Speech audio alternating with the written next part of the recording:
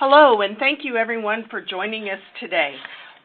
Welcome to our webinar, Inspiring a World of Habitual Savers, the Aegon Retirement Readiness Survey 2015. My name is Katherine Collinson. I'm the Executive Director of the newly founded Aegon Center for Longevity and Retirement, and I'm the President of Transamerica Institute, a nonprofit private foundation based here in the United States. Joining me today are Mike Mansfield, the Retirement Research Manager for the Aegon Center for Longevity and Retirement. He is based in The Hague in the Netherlands. Also joining me is Mark Twigg, the Executive Director of Cicero Consulting, our research partner, and he is based in London. Our agenda for today's webinar is as follows. We will start with an announcement of the newly formed Aegon Center for Longevity and Retirement. Then we will dive into our key findings and highlights from the 4th Annual Aegon Retirement Readiness Survey. We will share an introduction, talk a little about the survey and its methodology, take you through key findings, recommendations, and we will conclude with Q&A.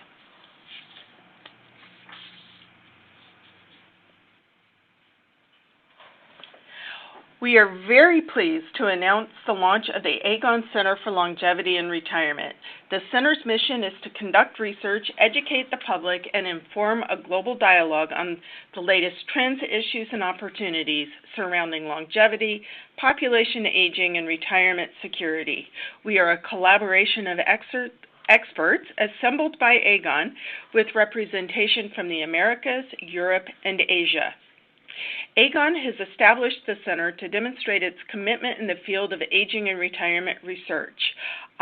The new center will work closely with U.S.-based Transamerica Institute, including the Transamerica Center for Retirement Studies and Center for Health Studies.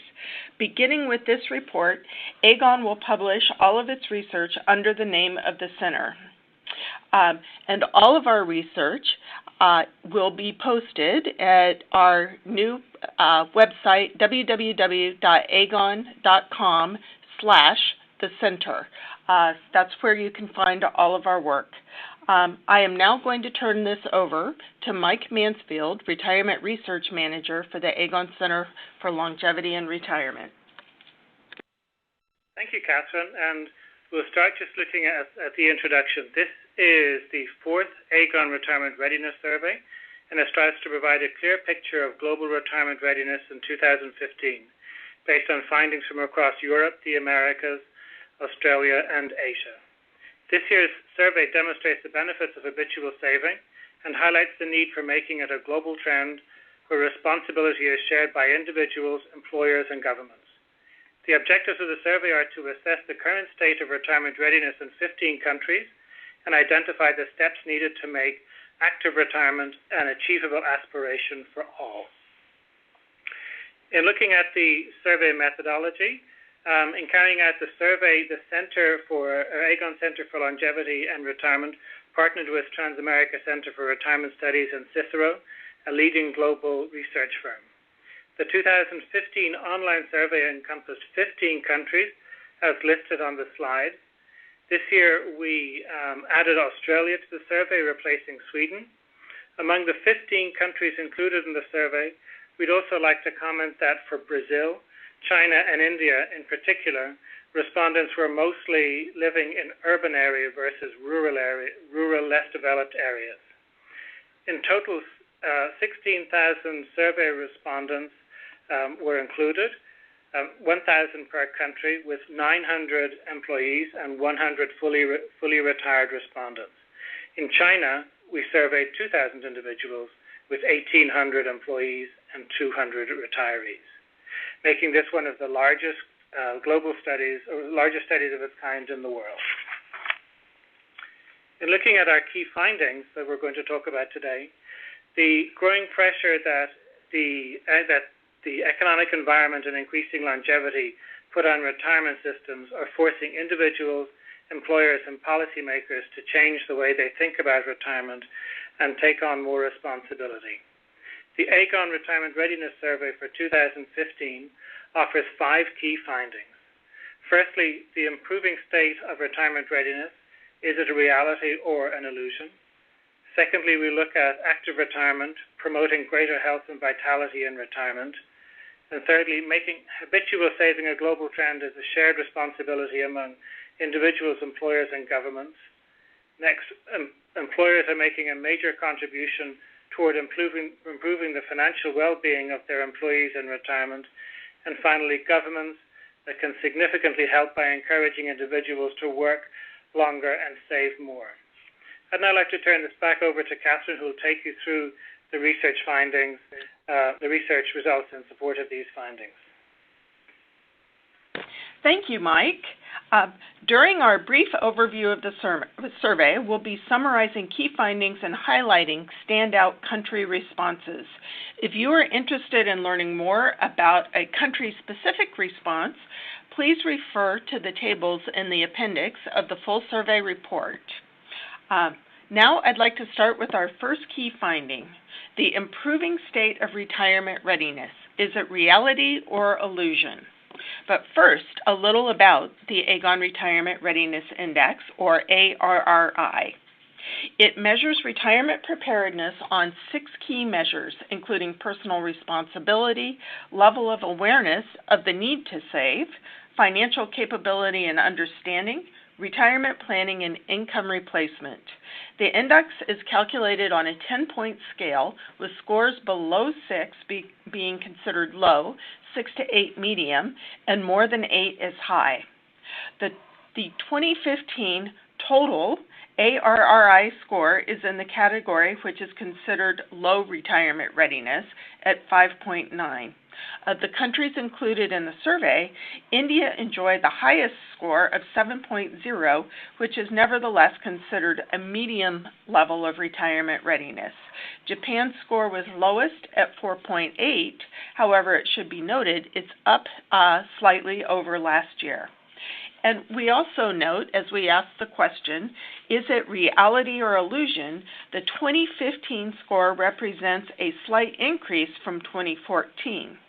We believe that this increase is more likely due to growing optimism from the economic recovery in many countries compared to actual changes in savings behavior. So as we continue with our first key finding, we're finding that our retirement preparedness is somewhat positive, our retirement outlook, but it's not matched by actual changes in savings behavior. Many people are still failing to plan properly for their retirement. Globally, only 13% of people say they have a written retirement strategy, and nearly 40% say they have no strategy at all. And this lack of planning is widespread throughout most countries, but it does tend to be lower in Japan, Poland, and Hungary. Now, planning-related activity and having a strategy is highest in some of the emerging markets, including Brazil and India, as well as the U.S., where people are much more aware of the need to personally save retirement, especially given the prevalence of defined contribution plans such as 401k plans. Continuing with our first key finding, in addition to having a retirement strategy, it's also critically important for people to have a backup plan or a plan B if forced into retirement sooner than expected through life events such as health issues or a job loss. Yet our survey found that nearly 6 in 10, or 59% of workers, do not have a backup plan. Among those that do, most say that they would rely on savings. Some would rely on their spouse or home equity, and relatively few have any sort of insurance or protection products. These findings further illustrate how critical planning is for achieving retirement readiness. Our second key finding is active retirement, promoting greater health and vitality in retirement. We asked our survey respondents what aspirations they hold for retirement and found that most have very positive aspirations. 58% see it as an opportunity to spend time with family and friends, and 49% aspire to take up new hobbies. It's also clear that most people see retirement as a time for more leisure, especially travel. 63% say they want to travel more when they retire. However, it's also important to note that a number of people cite working as one of their retirement aspirations, with 16% say they aspire to continue working in the same field, and 11% who say they want to continue working but doing something different. Our survey also finds that health is a key determinant of a prosperous retirement. Our survey findings reveal that 3/4 of people who identify themselves as habitual savers, that is, that they make sure they're always saving for retirement, say that their health is excellent or good, compared to individuals who self-describe as non-savers. What is more, excellent health equates to higher levels of retirement confidence. 42% of respondents who are in excellent health are confident they'll live a comfortable lifestyle in retirement, compared to just 7% who consider themselves to be in poor health. Keeping active is one of the biggest motives for those who envision working beyond retirement age or working in retirement.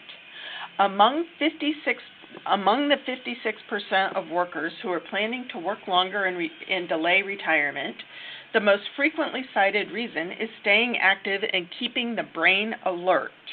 Notably, 74% of those who are semi-retired state this to be their reason. Other motives for working longer include enjoyment. 38% cite this as a reason for working longer and retiring later. Other reasons you can see on the slide include concerns about the future of Social Security or government benefits, or related to various financial concerns and needs.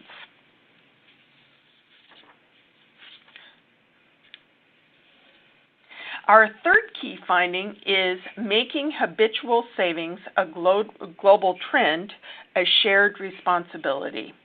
As I mentioned before, habitual savers are the group of people who indicate they always make sure they're saving for retirement, and we believe they can serve as a role model for others to follow. Now, when we create a portrait of habitual savers, we find that men are more likely than women to be habitual savers, 42% of men compared to 36% of women. And what is more impressive about habitual savers, 80% cite positive word associations with the word retirement. Habitual savers do tend to be older. 45% indicated that they're between ages 55 and 65. And we also believe that this might be explained in part that as people get closer to retirement age, they try to catch up on their savings. 79% of habitual savers say they have a retirement strategy, although they are typically not written strategies, and fewer than half, this is an opportunity, fewer than half of habitual savers say they have a backup plan if they're forced into retirement sooner than expected. In the U.S., more than half of workers are habitual savers, and the same applies to India and China as well, while countries where there are fewer habitual savers include Poland, Turkey, Spain, and Japan.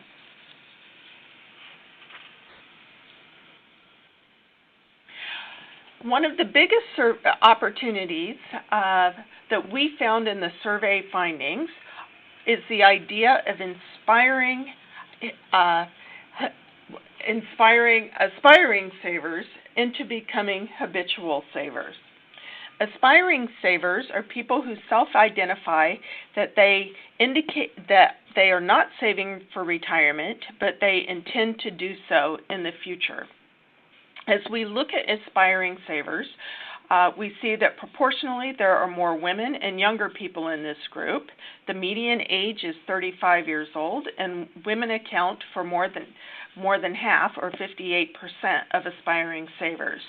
It's also important to highlight that the women and young are at-risk groups that we've identified in this year's report, and we've also written about them in prior reports, including the 2013 Aegon Retirement Readiness Survey and the 2014 Retirement Readiness Survey.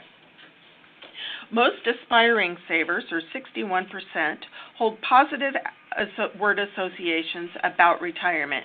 However, they are largely pessimistic about their ability to achieve a comfortable lifestyle in retirement. Only 10% say they are confident that they will achieve that comfortable lifestyle. Countries with more than 30% of aspiring savers include Hungary, Turkey, and Poland, while less than 15% are aspiring savers where habitual savings are more common, for example, the U.S. and India. Our next key finding is employers can make a huge difference towards improving the financial well-being of their employees when they retire. Undoubtedly, around the world, as people are taking more responsibility and self-funding their own retirement, they need some help in doing so. And we see that there is much more that employers can be doing to help their employees save, plan, and prepare for retirement. The survey also finds that often employers may be offering benefits that their employees are simply unaware of. Case in point, in the Netherlands, only 47% of employees say they receive an annual retirement plan statement, when in fact it's a legal requirement and everyone should be receiving them. What's more, just 14% of employees globally say they receive educational materials from their employer, and only 12% say that they're able to manage the retirement savings via some form of online portal. Yet from our knowledge of the retirement industry and employer benefits, we believe that many employees are offered these resources, they are simply unaware of them. So promoting the available benefits and resources is also a key opportunity.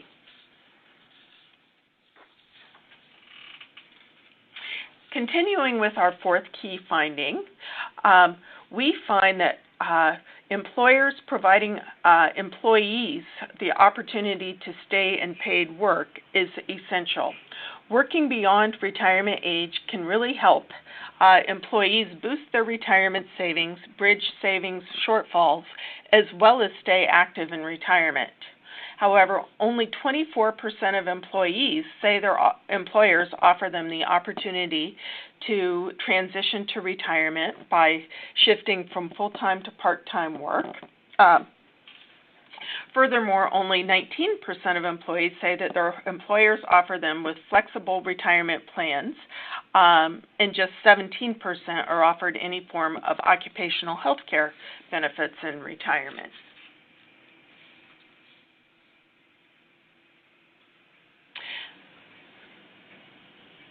As I referenced before, we see a huge opportunity in encouraging or nudging aspiring savers into becoming habitual savers, and employers can play an invaluable role in helping to do this. A very powerful tool that employers can use to enroll their employees in the plan and effectively nudge them into becoming habitual savers is automatic enrollment. Automatic enrollment is more prevalent in some countries than others, and it is a design feature in an employer-sponsored retirement plan in which an employee is automatically enrolled and needs only take action if he or she decides to opt out and not contribute to the plan. It makes saving and enrolling convenient. It eliminates the decision-making and steps normally required to sign up and start contributing to an employer-sponsored plan, like a 401k plan in the U.S. The survey found that automatic enrollment holds very high appeal among all workers, especially habitual savers who are already saving, and additionally to our aspiring savers.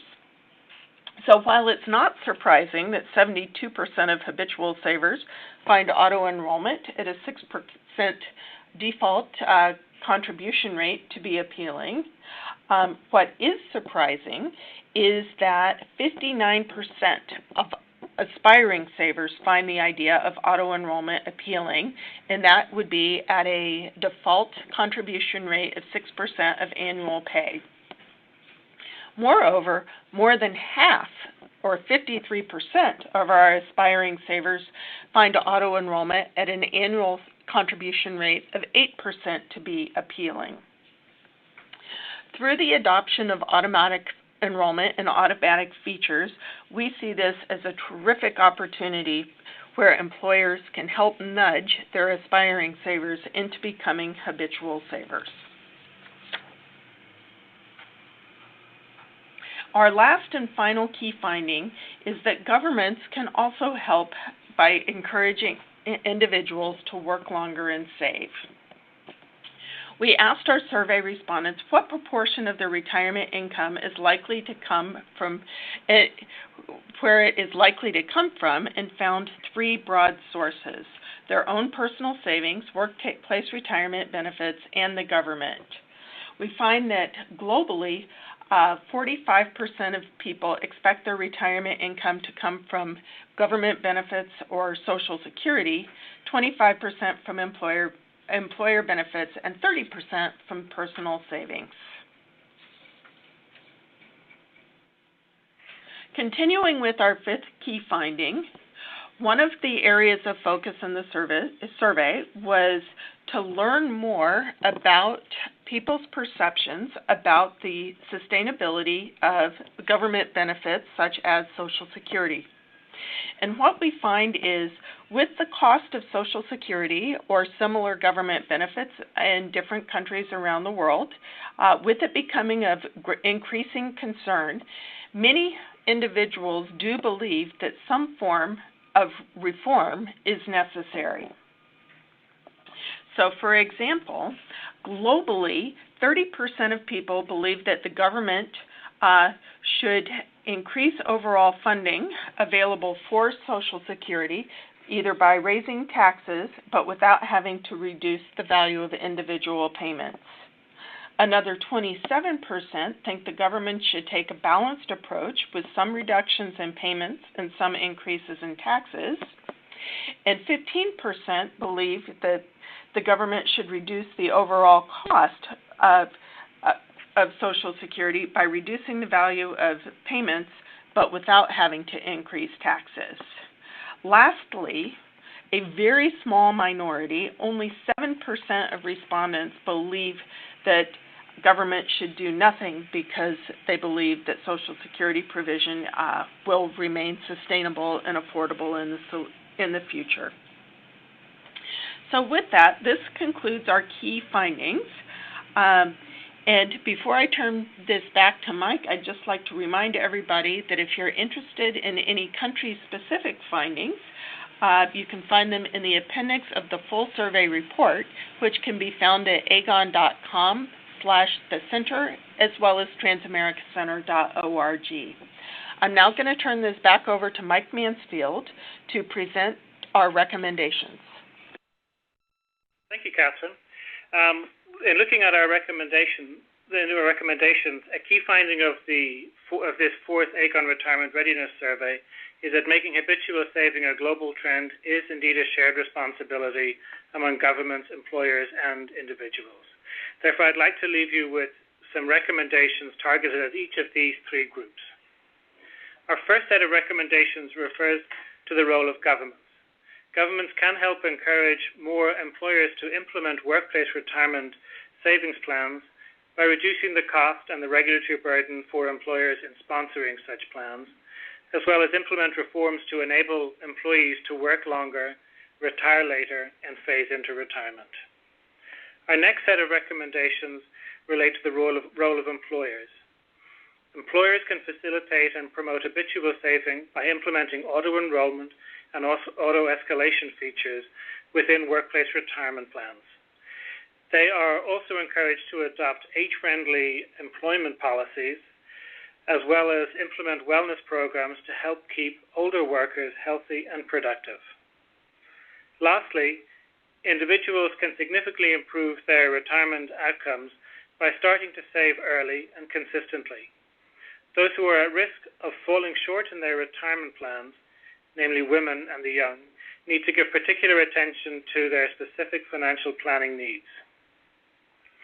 And with that, I'd like to thank you for joining us today.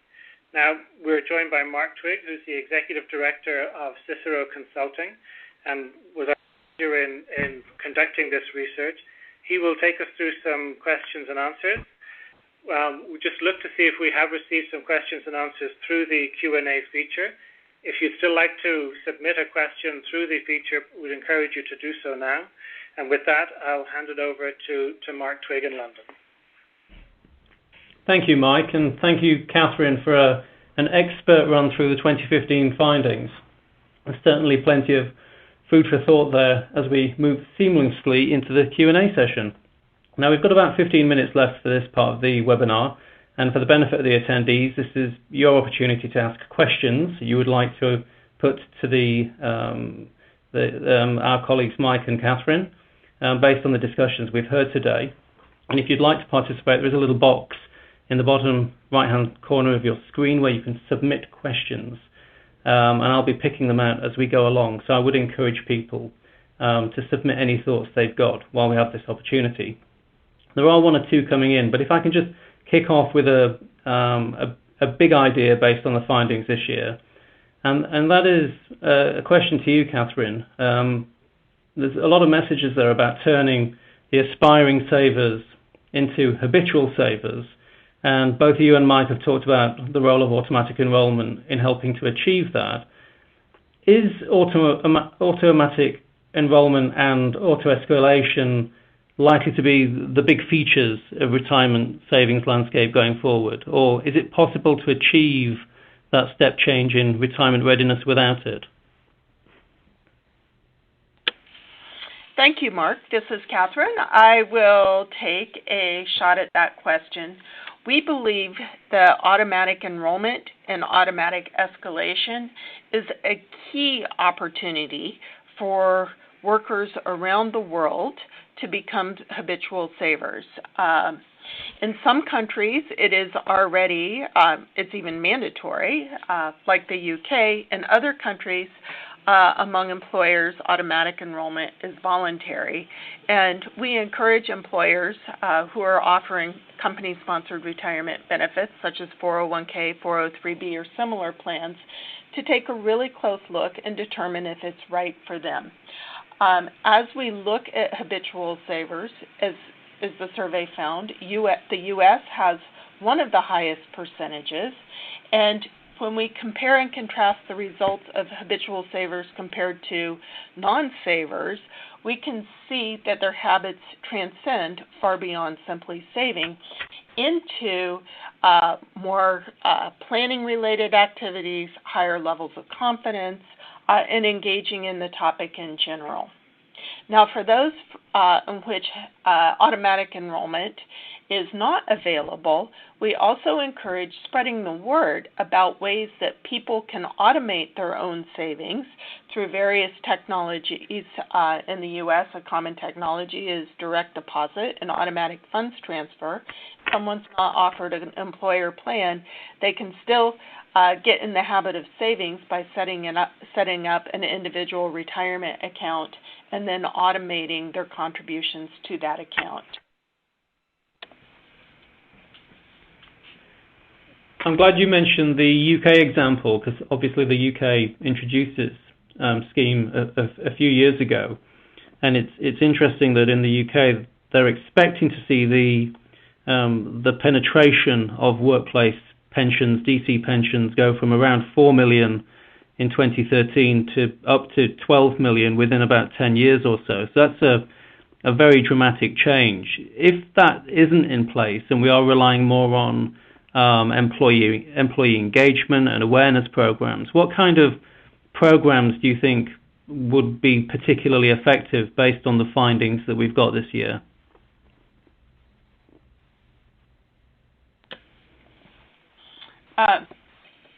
That is a terrific question, and engaging employees is a key opportunity. And one of the things that we see in the research that employers as well as the retirement industry and those interested in promoting retirement savings, one of the most important things that we can do is recognize that there's no such thing as an average worker, that by tailoring tools and messaging to specific segments, we identified 2 at-risk groups in the survey, women and younger people. But by tailoring the tools and resources towards people of different ages, different income levels, even by gender, can go a long ways to reaching the individual and inspiring them to engage in the topic and save and plan and invest for retirement. Well, thank you for that, Catherine. We've got a question here that picks up on a theme that's not central to the research findings, but it's a question from Peter, who asks, what particular recommendations are there for financial advisors and intermediaries? I'm not sure which one of Mike or Catherine would prefer to take that question. Is that one for you, Mike?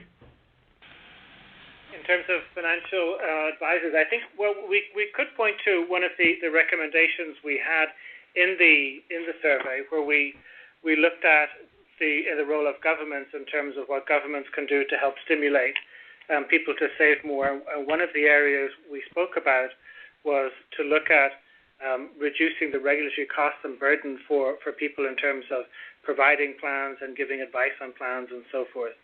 And I think that's something that we would maybe consider looking at it in more detail going forward, to see how advisors can help people more in terms of preparing for their financial future, and make it so that the hurdle for people to engage with an advisor might be made a little bit lower, so that people could get the advice they needed. With people looking at a retirement of around 20 years, I think preparing for retirement in such a long phase of your life, where people have goals to be very active, this takes a lot of financial planning, and I think it's important to engage with people who've got the expertise to be able to help you along that journey. So helping make financial advice more accessible to people, I think, will be an important thing to do. And more broadly, what about the wider financial services industry? Because Catherine did mention that this issue around creating Plan Bs, having backup plans in place, and clearly a lot of people are not getting the message around the value of insurance products in those plans. So what can the insurance industry do to be promoting its products in that respect? I think the insurance industry definitely has a role and definitely has products and services that are suitable that will help people prepare for situations where they may not be able to work for a while and may have to replace income and so forth. But it's also important to make sure that people are saving continually, so that they've built up some savings as well, and have a backup plan that they have is appropriate for them. And I think that's where the role of a financial advisor can probably also help out as well. Well, one of the areas I think people will probably be quite interested to hear more about is how we actually encourage this issue of greater activity levels at retirement, because clearly a lot of people are now starting to think about working longer beyond retirement ages, but there's a lot of obstacles to achieving that. And you did mention in the run-through on the findings some of the findings on that. What we perhaps didn't talk about in detail was some of the attitudes of employers, for example. I know there's a couple of really good case studies in this year's report looking at how employers are tackling some of the obstacles to keeping people in the workplace for longer. Do we have any thoughts in terms of how we will actually transform the working landscape for people approaching retirement?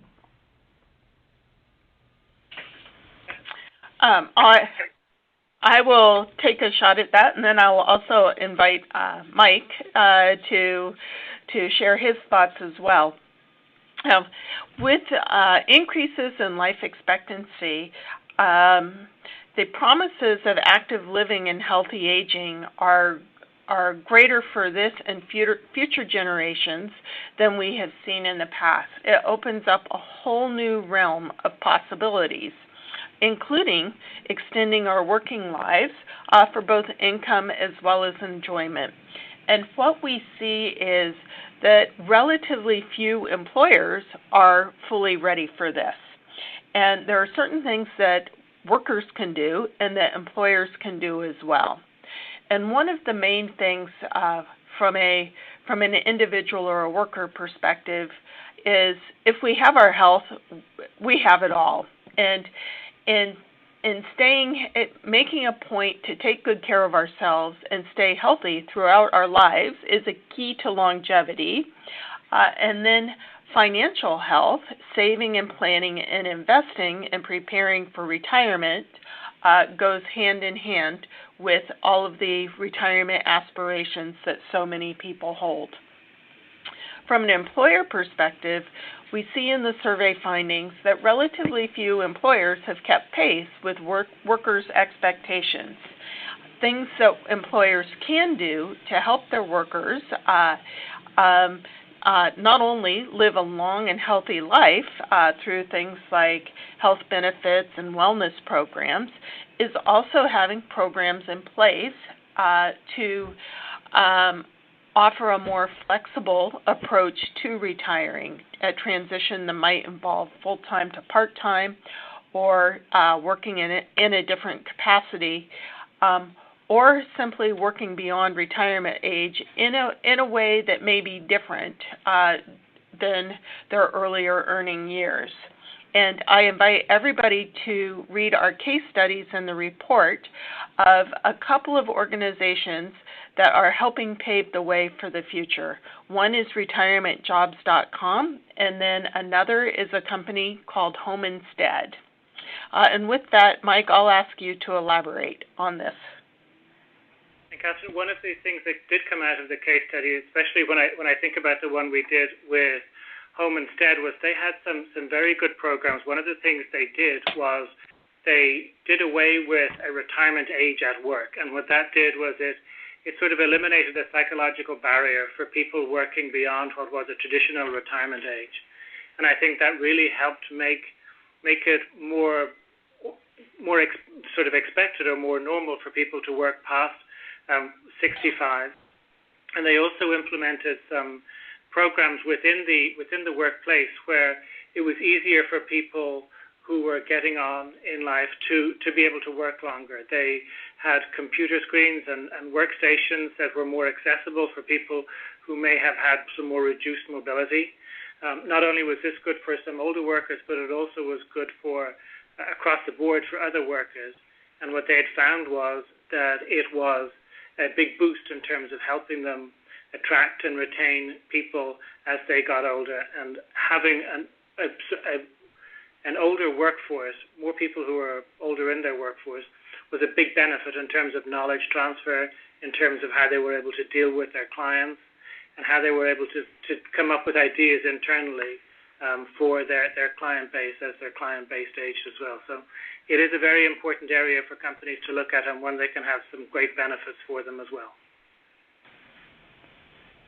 And Mike, to what extent can that overlap with the role of government? Because you've talked about the role of government as a shared responsibility. Clearly, one of the big things government does do is it sets formal state pension ages, which does send a message to people as to when they can anticipate retirement. Now, obviously, we need to have some kind of age for determining when people become entitled to claim Social Security benefits.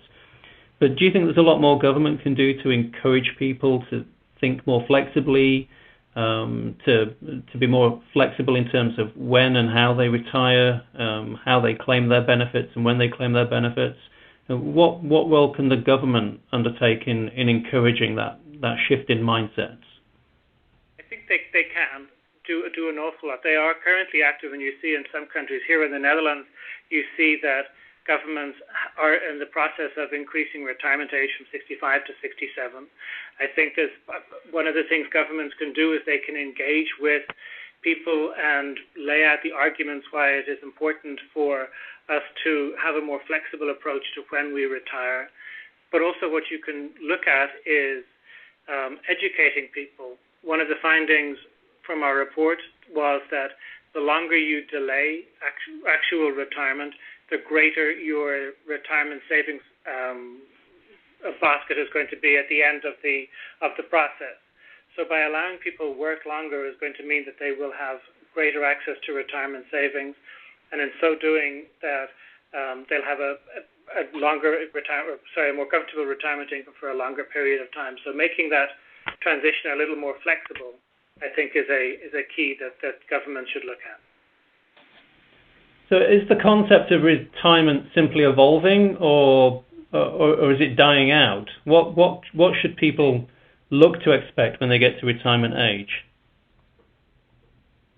If you look at the associations people have with retirement, I don't think you could ever say it's dying out. People really want to be active in terms of the things they do. So people are increasingly looking at retirement as a part of their life that is quite significant in terms of years, and one where they have goals in terms of what they want to achieve.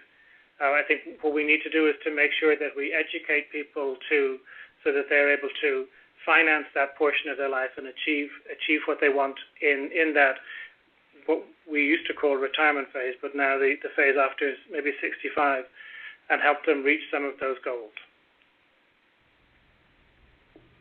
Great.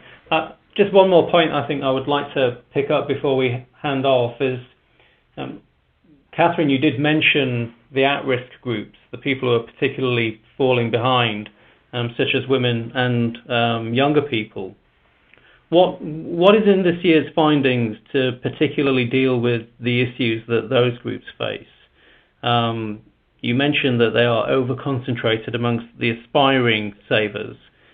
So what can be done to encourage a particular shift amongst those people who clearly need more help? Thank you for asking. For women, we see a couple of very important opportunities born out of the research. One is women continue to earn less than men. So and this happens around the world. Closing the gender pay gap can greatly help women by earning more. That enables women to have more funds available to save and should encourage savings rates. Another thing that we can do to help women is offer even more messaging about life decisions, such as taking time out of the workforce to be a parent or an unpaid caregiver of an aging parent. Women are much more likely to work part-time or to take time out, and when they jump back in, it's much more difficult to find work, and often it's at a lower level of pay. This, too, inhibits their ability to save. One last thing that we do see about women in our research is what I'll characterize as a lower tolerance level for jargon. And women in particular prefer to learn about financial and retirement-related concepts in more understandable terms and less jargon. So those are some things with women. In terms of young people, and we see some differences around the world, but there are certain economies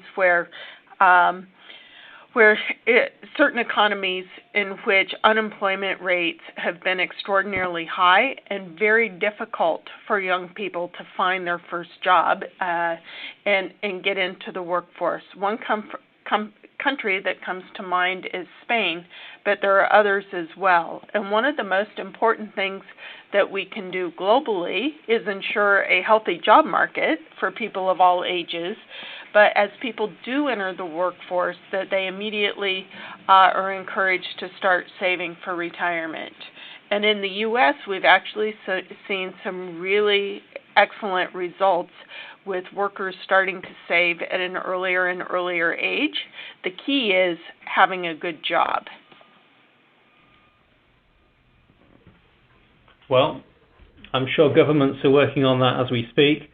There is one thing I think governments possibly can do, and looking around the world, a lot of them are encouraging people to save, but it tends to be through more flexible products. So if you look at the Japanese Nippon Individual Savings Scheme, or the tax-free savings account in Canada, or the newly created MIRA in the US, there's a lot of flexible savings products out there that would particularly attract younger people, or women in part-time work, people who, for whatever reason, haven't been included in pensions in previous generations.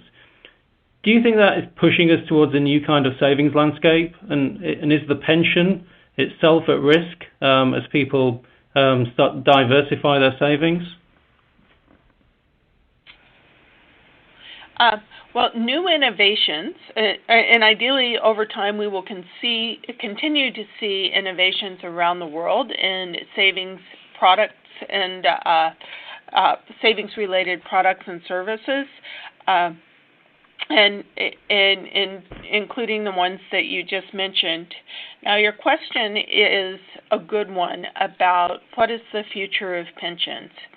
And some things that we see in the research, and then others, I'll share some of my perspectives. In the research, we are seeing it's a trend well underway of the shifting of responsibility for people to plan and save somewhat away from government and employer pensions to personal savings. However, we still see there is a vitally important role for government Social Security-like benefits as well as employer benefits. So one thing that we'll want to be very mindful of is that as these new savings-related products and services are available, that there remain a commitment to keep the government and employer benefits in place. Maybe not to the same extent as they have in the past, because we're already seeing that trend, but they can and should play a very important role going forward. Which all underlines the important message that this continues to be a shared responsibility between all the social partners. It's not simply a matter of personal responsibility going forward, but it's everybody working together, which I think is an excellent place to hand off. And on that point, I'm going to hand back to Mike, who I think will be wrapping up today's proceedings. Okay, thank you, Mark. And thank you, everybody, for joining today and allowing us the opportunity to share the results of our recent survey. We will be posting a recording of this webinar on our website in the coming days, as well as a copy of the slides for you to download. And we would encourage you to download and have a look at the research, which is available on both the Transamerica Center for Retirement Studies website as well as the Aegon site. So with that, I'm going to close off for the afternoon and would like to thank you all again very much for your participation today. Thank you all. Bye-bye.